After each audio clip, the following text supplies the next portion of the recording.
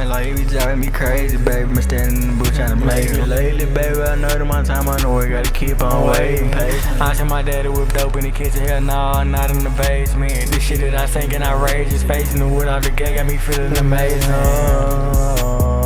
And I'm just high and lazy, switch through lights, been Shakespeare racing. Paid the wood DJ and I told him to face it. To me and I bet I erase. I glow in the dark and they came with a laser. I'm on the top floor, rock Versace jeans with the blaze. Spend all of mine, made love to this paper. Yeah, I remember them days I went eight. Got a ball here quick, gotta shine these haters.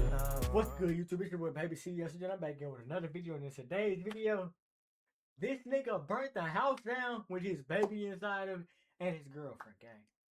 Let's just show you these niggas don't be giving no fuck about what they do and they just do. Let's get into it. Investigators tell me that they are wrapping up here at the scene. They spent all day searching inside the home and around the property, looking for clues as to how and where this devastating fire started, as family members and neighbors grieve such a heavy loss. People gathering, embracing at the scene of a tragic house fire that claimed the lives of a woman in her 40s and her 9-month-old granddaughter. The Mercer County Prosecutor's Office says 3 other people are undergoing treatment at St. Barnabas Burn Center in Livingston. July 9th, 2021, 3:40 in the morning, Hamilton Township, New Jersey.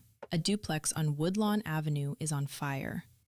You are on the scene here with Peterson's Break-Ins of Trenton and Robbinsville Township. Flames are tearing through both sides of the building. Firefighters are pulling people out, but the damage is already done. By the time it's over, 4 people have lost their lives. A 42-year-old... What was going through your... Hold on, cuz. This shit was dumb as hell, so many days. What the f was going through your brain to make you set a house on fire to kill 4 people, my nigga? Like, what the f? ...old grandmother, her 50-year-old husband, an 18-year-old family member, a 9-month-old baby girl. The person who started that fire? The baby's father. Michael Sanders set fire to the home where his ex-girlfriend, Princess Jones, was staying with her family. He took out her...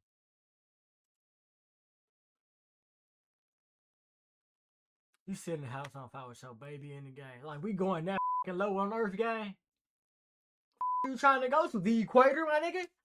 Your place in hell is saved, gang. Very much.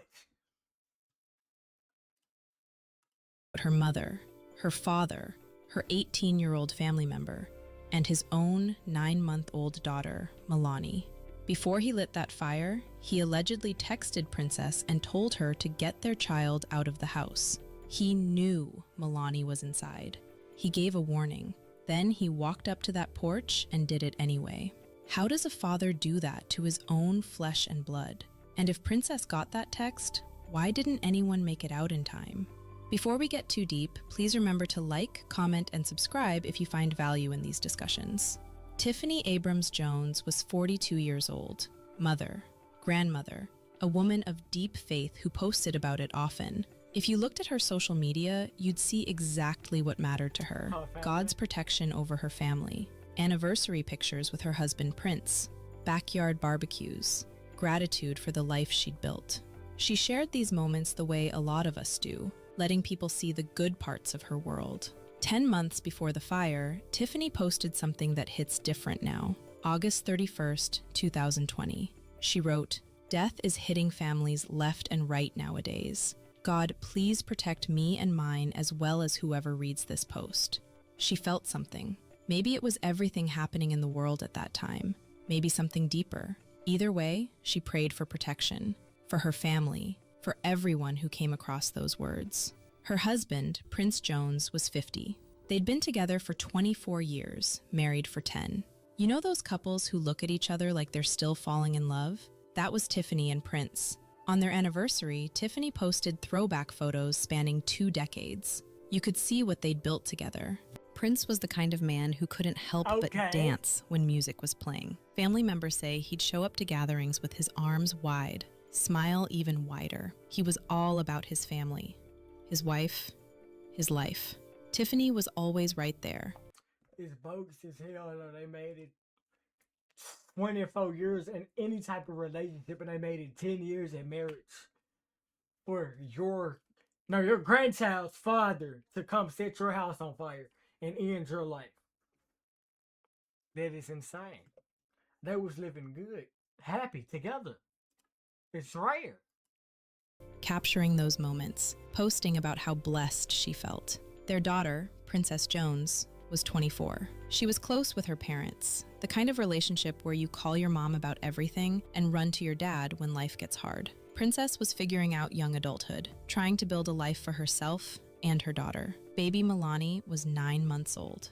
Family members described her as sweet, happy, the kind of baby whose smile made you forget how exhausting newborns can be. She was born on her great-great-uncle's birthday, which made her extra special to the family. For a while, this family had everything. Tiffany and Prince had their granddaughter. Princess had her baby. Life was moving forward. Now Michael Sanders, 23 years old. Here's what you need to know about him. He had a violent history. Before Princess, Michael was with another woman. When she ended things with him, he allegedly grabbed a gun and fired multiple shots into her car. No one was hurt, but Do y'all research on being a fucking loser, gang? A fucking loser. the message was clear. Rejection made him dangerous. Princess ended up with him anyway. She may not have known about his past. He may have hidden it. By 2020, she was pregnant with his child. The family threw a baby shower. Pink Then a nigga already younger than her. That's why these girls don't be talking to younger men. Y'all make niggas look immature, cuz. Very much. balloons, pink streamers, pink everywhere. Friends and family packed the backyard. Fuck playing the video. Where was your fucking brain at, gang? Your thought process didn't fucking process through, my nigga. You stopped in a... You didn't even process, my nigga. You just fucking did. Yard. Tiffany was beaming, already thinking about her granddaughter. Prince was dancing. Of course he was. That man couldn't help himself when there was something to celebrate. Michael was there too, standing next to Princess, smiling for the camera, talking to family members. To everyone watching, he looked like a regular guy. Nobody saw the cracks. Or maybe they did, and just hoped love would be enough. October 2020, baby Milani was born. For a while, things seemed okay. Princess had her daughter. Tiffany and Prince had their granddaughter. The family was growing. By summer 2021, the relationship between Princess and Michael was falling apart, fast. People close to the family say Michael started making threats against Princess and her family. Princess left him. She moved back in with her parents at 213 Woodlawn Avenue in Hamilton Township. Home with her parents, her daughter, her family. I was like, they just gonna drop the address like that, but the puss ass nigga burnt the fucking house down. Around her, somewhere she could heal and figure out what came next. But Michael was watching, and he was furious. None of them knew Michael had already made his decision. July 9th, 2021, just after 3 o'clock in the morning, Michael Sanders called a taxi. He wasn't going far, just from his place in Trenton to Hamilton Township. But he told the driver to let him out about a block away from 213 Woodlawn Avenue. He didn't want to be dropped off right at the house. Too obvious, too easy to trace later. When Michael stepped out of that taxi, he was dressed like someone who didn't want to be seen. Dark hoodie pulled up over his head, mask covering his face, white gloves on his hands. He'd planned every detail of this. White gloves, sir? White gloves. Then your hands not in your pockets as you got on gloves. Niggas don't be thinking. He walked past the house first, slowly, checking it out. Surveillance cameras in the neighborhood caught him moving through the shadows at 3:15 a.m. He was looking for his approach, making sure everyone inside was asleep, that nobody would see him. The cameras saw everything. He didn't know. 10 Her and I wouldn't have died alive then if I wasn't asleep.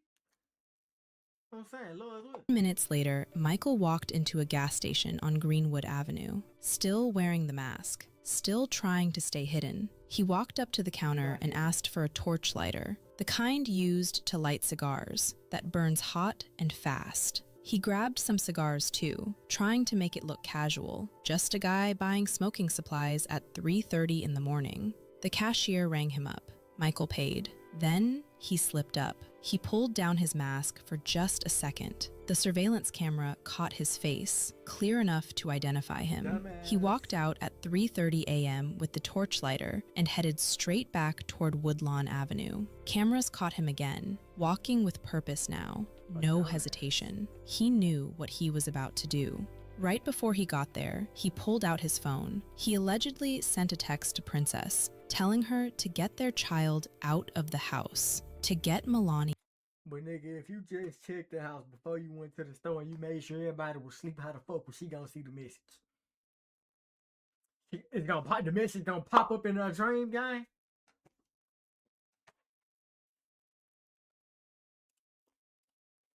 Out. He warned her. Then he kept walking. 3:40 a.m. He reached the front porch of 213 Woodlawn Avenue. Inside, 7 people were asleep.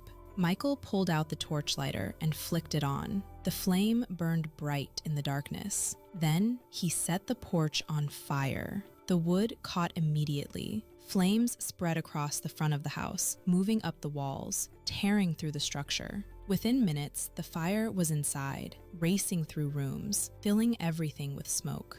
The old wood-frame duplex couldn't withstand it. Michael didn't stay to watch. He turned and walked away toward Trenton. He pulled off the mask, gloves, and hoodie as he went, stuffed the hoodie at the bottom of a basement stairway, a few doors from his place, like that would hide the evidence. By the time the first 911 call came in, he was gone. The first call came at 3:40 a.m. Fire, people trapped, then more calls. Neighbors woke to smoke and the sound of breaking glass. They saw flames at 213 Woodlawn Avenue lighting up the street. Fire department arrived fast, but it was too late. The duplex was engulfed, both sides burning, roof collapsing, and it was raining, making everything harder. Slippery ladders, poor visibility, firefighters battling weather and fire at the same time. People were trapped inside. Firefighters broke through windows, smashed doors, Peep is rain, you just gotta know God mad as a motherfucker right now. crawled through dense smoke, extreme heat, failing structure, racing against time. They pulled people out one by one, some in critical condition, some unconscious. Not everyone made it out alive. Tiffany Abrams Jones was found at the scene. The woman who prayed for God's protection 10 months earlier. The grandmother who was supposed to watch Milani grow up. She didn't survive. Family members would later say she tried to save her family. Baby Milani was found too, 9 months old. Her whole life ahead of her, and it ended that night. Prince Jones was pulled out alive, but barely. His injuries were severe. He was rushed to the hospital and fought for 2 weeks. July 23rd, Prince passed away. The man who danced at his granddaughter's baby shower, who loved his wife for 24 years, gone. Zamir McCray was also pulled from the fire alive, but critically injured. Doctors did everything they could.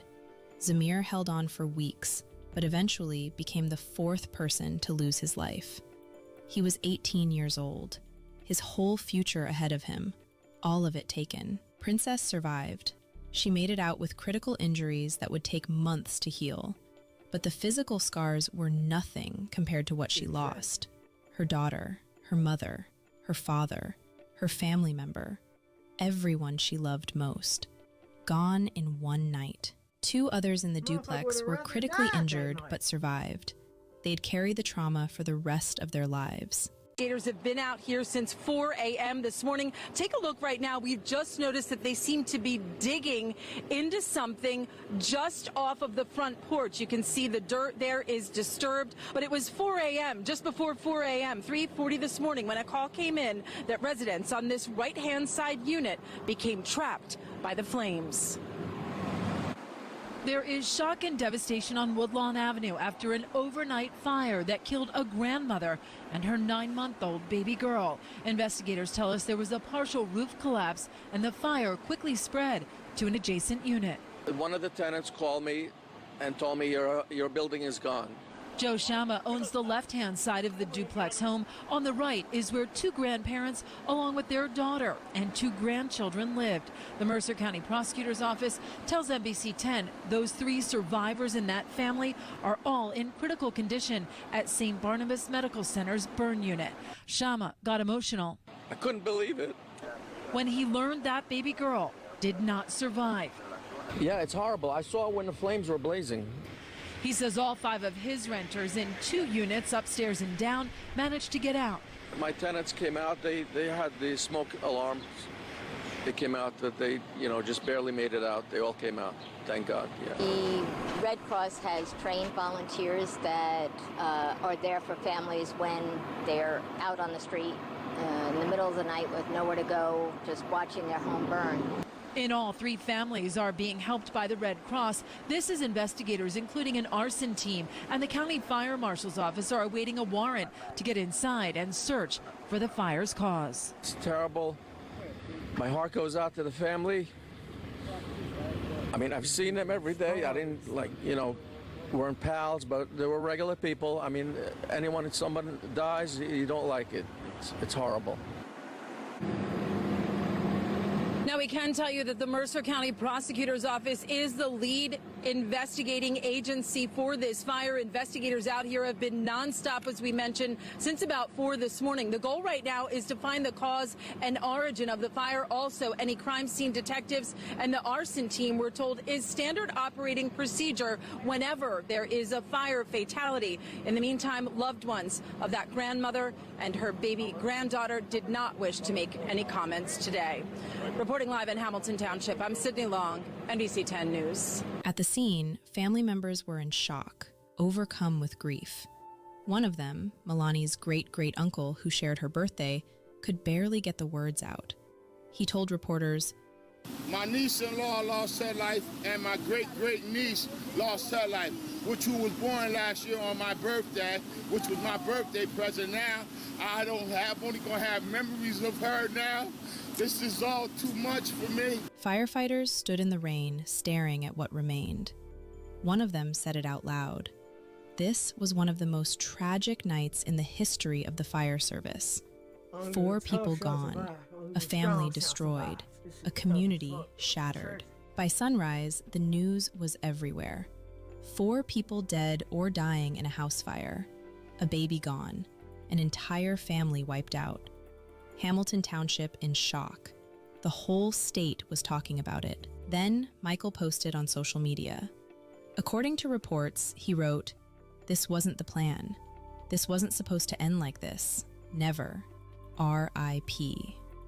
Lanny." The post revealed there had been a plan, just not this outcome. He was regretting how it went, not denying he'd done it. To investigators, it read like a confession. While Michael was online, detectives were working. Surveillance footage from multiple cameras showed everything. The taxi drop-off, Michael walking past the house, the gas station where his face was caught on camera, him returning to Woodlawn Avenue, flames reflecting in the camera lens minutes later. The hoodie was recovered from where he'd hidden it, still carrying the smell of smoke.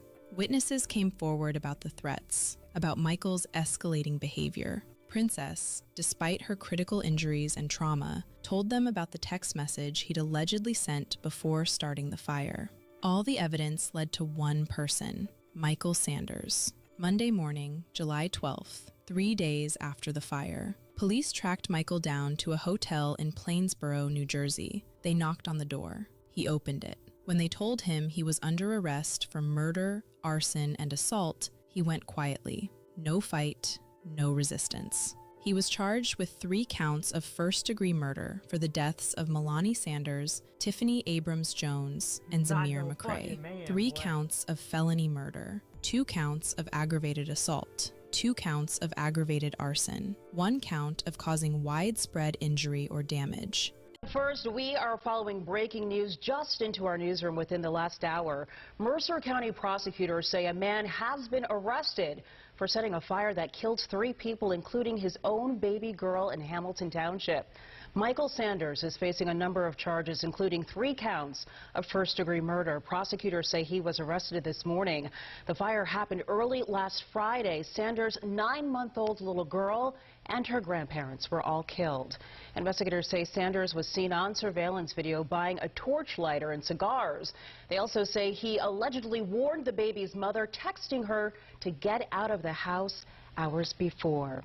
And that was just the beginning, because Prince was still in the hospital fighting for his life. When Prince passed away on July 23rd, more charges would follow. Michael Sanders was held without bail. His arrest brought some relief to Princess and her family. The man responsible was in custody, but no amount of justice could bring back what they'd lost. The trial took over a month. From the moment it started, Michael Sanders didn't have a chance. The prosecution came in with a case so complete, so overwhelming, that even his defense team had to know they were fighting an uphill battle. Here's what the jury saw.